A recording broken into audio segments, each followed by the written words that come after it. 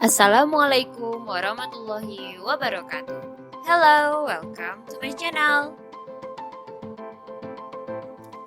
Merdeka belajar, tergerak, bergerak, menggerakkan. Hai, saya Rahma dari SMA N1 Bonjol, Kabupaten Pasaman, peserta pendidikan guru penggerak Angkatan 8. Pada video kali ini, saya akan menjelaskan tentang koneksi antar materi 1.4 budaya positif. Kesimpulan yang ada pada modul ini adalah guru memiliki peran penting dalam menciptakan budaya positif di sekolah dengan menerapkan konsep-konsep inti seperti disiplin positif, motivasi perilaku manusia seperti hukuman dan penghargaan, posisi kontrol restitusi, keyakinan sekolah atau kelas, segitiga restitusi.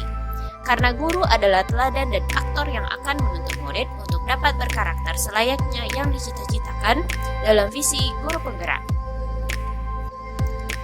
Yang pertama, saya akan menjelaskan tentang disiplin positif. Tujuan dari disiplin positif adalah menanamkan motivasi pada diri murid menjadi orang yang mereka inginkan dan menghargai diri sendiri dengan nilai-nilai yang mereka percaya. Disiplin positif adalah suatu bentuk kebebasan bertanggung jawab atau kontrol diri, bagaimana menguasai diri untuk memilih tindakan yang mengacu pada nilai-nilai yang kita hargai agar tercapai tujuan mulia yang diinginkan. Yang kedua adalah tentang motivasi perilaku manusia. Menurut Diana Gossen, ada 3 motivasi perilaku. Yang pertama, untuk menghindari ketidaknyamanan atau hukuman. Yang kedua, untuk mendapatkan imbalan atau penghargaan dari orang lain. Kedua motivasi ini berasal dari motivasi eksternal atau dari luar.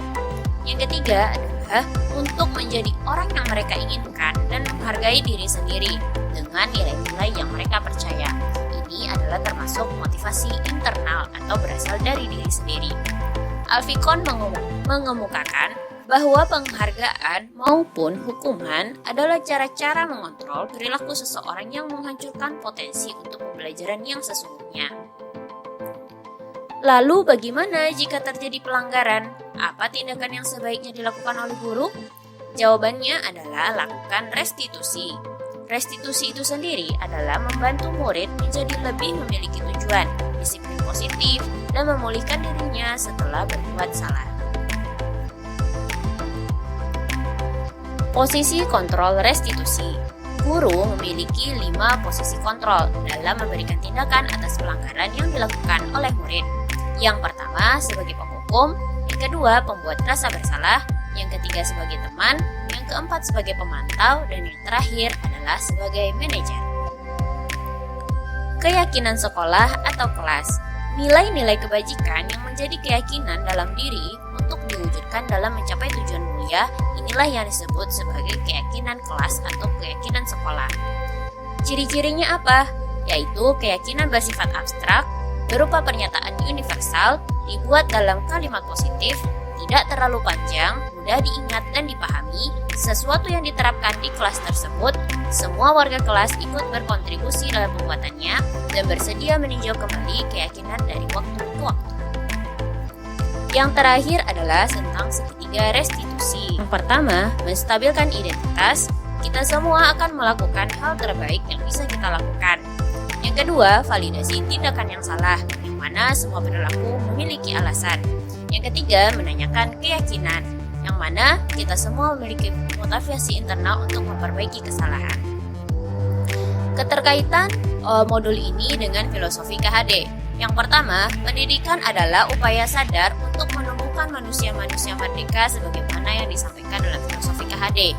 Untuk dapat menumbuhkan manusia merdeka tentunya harus mampu mengatur dirinya sendiri, mengatur atau mengontrol diri untuk memilih tindakan yang mengacu pada nilai-nilai yang dihargai sebagai kebiasaan baik. Kebiasaan yang selama ini baik akan menjadi suatu budaya positif.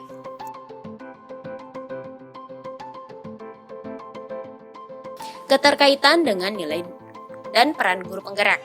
Salah satu tanggung jawab guru adalah bagaimana menciptakan suatu lingkungan positif, terdiri dari warga sekolah yang saling mendukung dan saling bekerja sama sehingga tercipta kebiasaan baik. Dari kebiasaan-kebiasaan baik akan tumbuh menjadi karakter baik oleh warga sekolah dan menjadi budaya positif. Hal ini tentunya membutuhkan nilai dan peran dari guru sebagai agen penggerak di sekolahnya. Keterkaitan dengan visi guru penggerak. Sebagaimana dengan visi sekolah yang selaras dengan nilai kebajikan profil pelajar Pancasila, maka perlu adanya budaya positif agar visi yang berpihak pada murid dapat terlaksana. Visi yang selalu menanamkan budaya positif dalam setiap prakarsa perubahannya. Refleksi. Sejauh mana pemahaman Anda tentang konsep-konsep inti yang telah Anda pelajari di modul ini? Adakah hal-hal yang menarik untuk Anda dan di luar dugaan?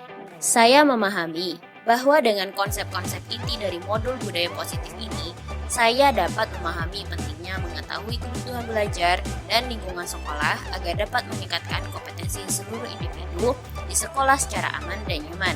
Hal yang menarik dan di luar dugaan saya adalah ternyata hukuman dan penghargaan akan mematikan motivasi internal murid untuk belajar. Dengan belajar itu sendiri sudah menjadi penghargaan bagi murid. Perubahan apa yang terjadi pada cara berpikir Anda dalam menciptakan budaya positif di kelas maupun sekolah Anda setelah mempelajari modul ini? Saya menjadi berpikir bahwa untuk menciptakan budaya positif, saya perlu memulai dari diri saya sendiri untuk bisa mengetahui kebutuhan murid. Kemudian berusaha menuntun mereka melakukan restitusi sebagai tindakan atas pelanggaran nilai kebajikan. Selain itu, berusaha menghindari hukuman, penghargaan, dan posisi kontrol yang tidak sejalan dengan restitusi. Pengalaman seperti apakah yang pernah Anda alami terkait penerapan konsep-konsep inti dalam modul budaya positif, baik di lingkup kelas maupun sekolah Anda? Saya di tahun pelajaran baru mencoba melaksanakan keyakinan kelas. Murid saya tuntun untuk mengenali dan menuangkan segala nilai kebajikan yang ia percaya dalam sebuah kesepakatan. Mereka terlihat antusias dengan apa yang mereka yakini dan selalu mengingatkan sesama murid lain di kelas tersebut untuk melaksanakan nilai-nilai kebajikan yang telah mereka sepakati. Bagaimanakah perasaan Anda ketika mengalami hal-hal tersebut?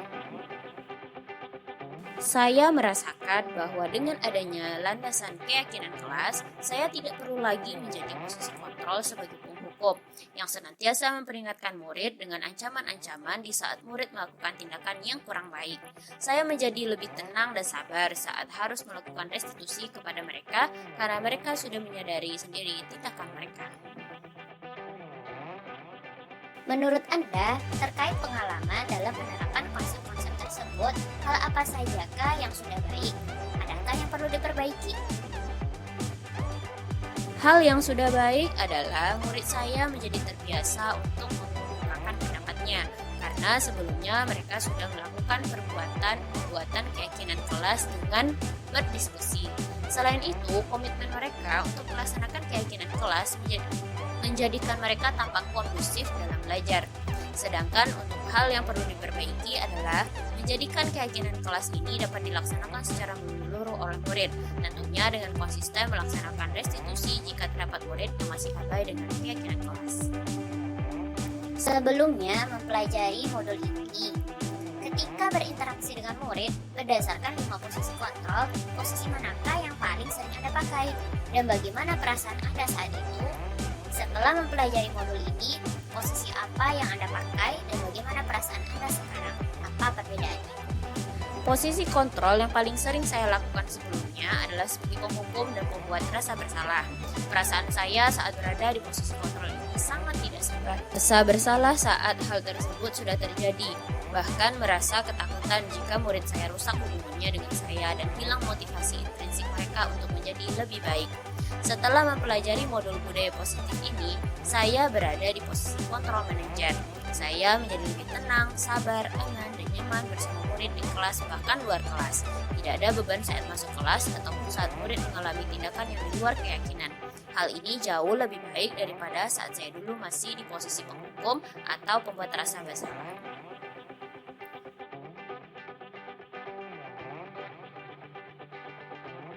Sebelum mempelajari modul ini, pernahkah Anda menerapkan segitiga restitusi ketika menghadapi permasalahan murid Anda?